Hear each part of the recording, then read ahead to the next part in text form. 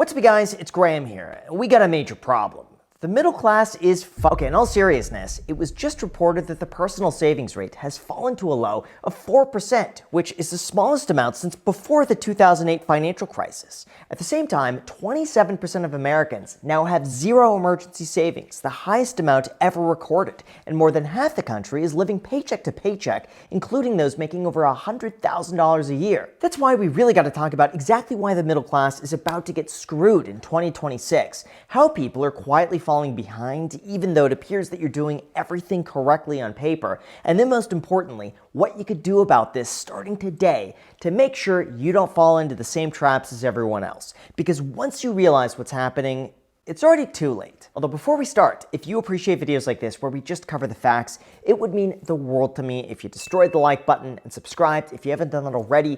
Yes, I really don't like asking for it. It's annoying for me too, but it does help out tremendously, and as a thank you for doing that, here's a picture of a $900,000 starter home. So thanks so much, and also big thank you to Rocket Money for sponsoring this video, but more on that later. Alright, so in order to understand what's going on and how to best protect yourself, let's begin with the headline, "The middle class is disappearing." Now before you brush this off as just another dramatic headline, here's the reality. A massive financial shift is currently underway right now, and here's how you know if this applies to you. On a broad scale, the middle class is generally defined as a household earning between 2/3 to twice the median income. So if the typical American family is earning $85,000, the middle class encompasses everybody earning between $56,000 to $170,000 a year. However, here's where the numbers start getting a little scarier. Back in 1971, over 60% of Americans were considered middle class, but today that number is only about 50%. And even though that might not sound too catastrophic,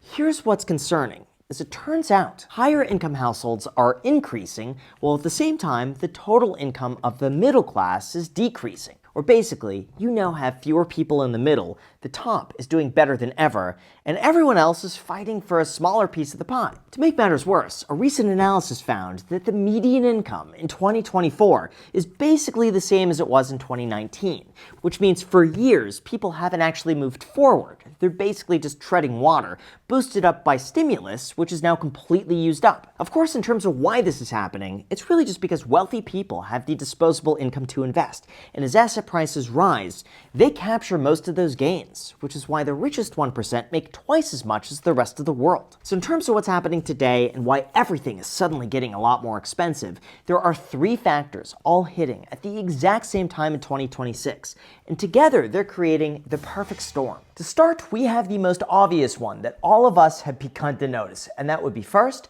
the energy shock. See, here's the thing. International conflict has caused oil prices to exceed $100 a barrel for most of the year. And as a result, energy prices across the board jumped over 10%, with gasoline rising over 20% in a single month. In fact, this one category pushed inflation back up to 3.3%. On top of that, housing also makes up 35% of the inflation report. And even as everything else has started to come down, housing is not. So you have some of the biggest categories out there, energy and housing, both going up at the exact same time. The second, we also have tariff inflation. Even though this seems like a problem of 2025 because no one talks about it anymore, the reality is Goldman Sachs estimates that this would still push inflation up by 1% through mid-2026. Finally, third, we have the secret hotspot that's quietly getting worse, and that would be the frozen labor market. See, here's where things are getting unusual. Even though the 2026 jobs market looks okay on paper, layoffs are relatively low and unemployment's only at 4.4%.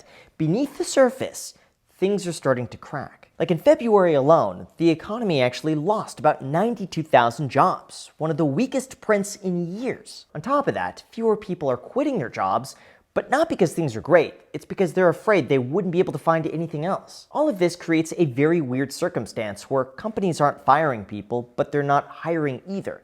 Everything is just kind of frozen in place, which is the exact opposite of what you'd want in a healthy economy. Like, think about it. Most people get ahead by switching careers, negotiating their salaries, and moving up. But now everything has just stalled. This is why when you combine this with rising costs, higher interest rates, and everything else that we've just discussed, it leads to what's known as the savings collapse. Here's where things get crazy. In 1960, Americans saved a whopping 10% of their income. By 1970, that jumped to 12.8%. 1980, 11%, 1990, 8%, 2000, 4.7%. You can see where I'm going with this. By 2005, when the market was at its peak, Americans saved just 2.9% of their income. And besides the 2020 lockdown, American savings have fallen off a cliff, currently back down to just 4%. Now, to be fair, the official savings rate doesn't count things like retirement or capital gains as income, which might make the numbers look a little worse than expected, but even adjusted for that in the bigger picture, like I mentioned earlier, 27% of Americans have no emergency savings, which is the highest level ever recorded. On top of that, 59% can't cover a $1,000 emergency without going into debt, and 42% of middle-class households say they couldn't cover a $5,000 emergency and recover. All of this suggests that we're heading into an environment where normally savings increases because as economic uncertainty rises, people instinctively just cut back. But this time, savings is already low and there's no cushion left. So in terms of what this means for the rest of 2026, why so many people are about to get stuck, and what you could do today to get ahead, here's what you came for. Because if you're not prepared, you're going to quietly fall behind. Although before we go into that, if there's one takeaway from this, it's how important it is to know exactly where your money is going.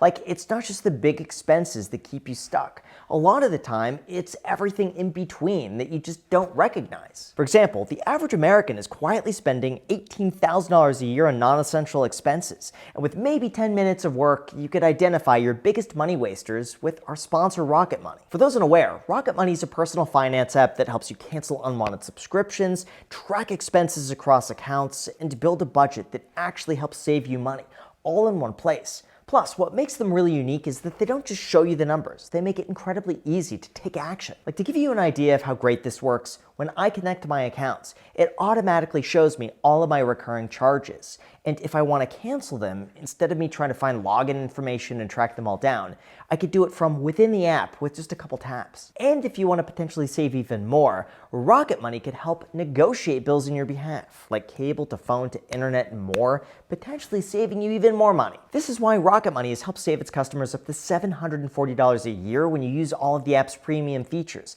And they've also helped customers save over $880 million in canceled subscriptions. So if you want to take control of your finances today, just head to rocketmoney.com/Graham and unlock even more features with premium. Or the link is also down below in the description. Again, I believe it's genuinely worth it, and I've been using them myself personally for years now. So that link is down below. Thank you so much. Now let's get back to the video. All right, so in terms of why so many people are about to get stuck, how the middle class is falling behind, and what you could do today to get ahead, there are two more items worth considering, with the first being housing prices. So here's the problem. Since 2020, the median home price in the United States has increased from $317,000 to $405,000, which is a 28% increase in just 6 years, at the same time that mortgage rates doubled from 3 to 6%. This means that to safely qualify for the median home today, you'd need to earn about $120,000 a year. And when the typical family is only making $85,000 a year, a home is basically out of reach for the vast majority of people. This is why the median age of a first-time home buyer is now 40 years old, whereas a decade ago it was 29 to 31. Why does it matter? Well, even though renting is still the cheaper option throughout most of the country, long-term, homeownership has been the primary wealth builder for the middle class. And every year that first purchase gets delayed is a year of equity, appreciation, compounding, and wealth building that just never gets recovered. As proof of this, in 2022, homeowners had a median wealth that was 44 times greater than that of renters. And even if you strip out home equity entirely, homeowners still have a wealth that's 17 times greater than that of renters, which is kind of crazy. To put it simply, when people can't afford to buy a house, they don't just delay homeownership. They delay building wealth entirely. And the longer that gets pushed out, the harder it is to catch up. And that's exactly why the gap between those who own assets and those who don't continues to grow. In fact, that gap is causing one of the most bizarre financial shifts I have ever seen in my entire life, and that would be financial nihilism. For those unaware, this is basically the belief that the economy no longer rewards playing by the rules, in the sense that you live below your means, you save 15%, you invest in index funds, and you still can't buy a house until you're 45. So what's the point? Like, according to a 2026 Planning in Progress study, 73% of people who risk their money do so because they feel like they have no other option to get ahead. Honestly, from a mathematical standpoint, I get the logic. Like, when everything is so far out of reach, and even if you do everything correctly, you're still behind, you may as well take a few moonshots in the small chance that everything works out. On top of that, there's also another piece of generational history that most people don't realize, and that's the fact that today you only have a 50-50 shot of doing better than your parents. But back in the 1940s, it was practically guaranteed that you'd be doing better. That's a level of declining upward mobility that we have never seen before in modern history.